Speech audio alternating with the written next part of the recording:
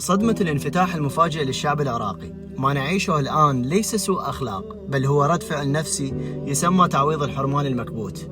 سنوات الحصار جعلت الامتلاك دليلاً على النجاة، لذا أصبح الأكل والسيارات والملابس وسيلة لإثبات الوجود لا لسد الحاجة. بعد الانغلاق تداخلت القيم، المظاهر أصبحت هي المعيار الاجتماعي الأول، المشاعر المفرطة رد فعل طبيعي لمجتمع عاش كبتاً عاطفياً وسياسياً لعقود. النتيجة فوضى سلوكية في الشارع والبيت والمؤسسة. وإلى متى تستمر هذه الظاهرة؟ تاريخياً المجتمعات تحتاج من 20 إلى 40 سنة، جيل كامل، لتجاوز آثار الحروب والحصار. نحن الآن في مرحلة التشبع.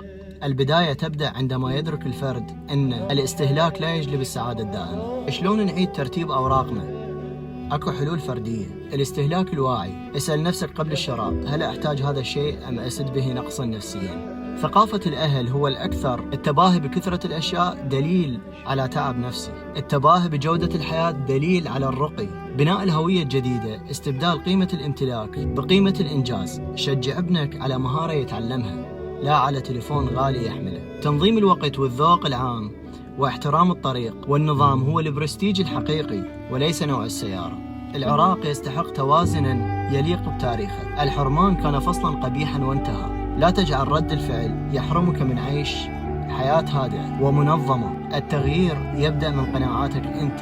لذا أسألك، هل تعتقد أننا بدأنا فعلا مرحلة الوعي والتقليل من المظاهر؟ شارك هذا الفيديو وتابع الرسالة.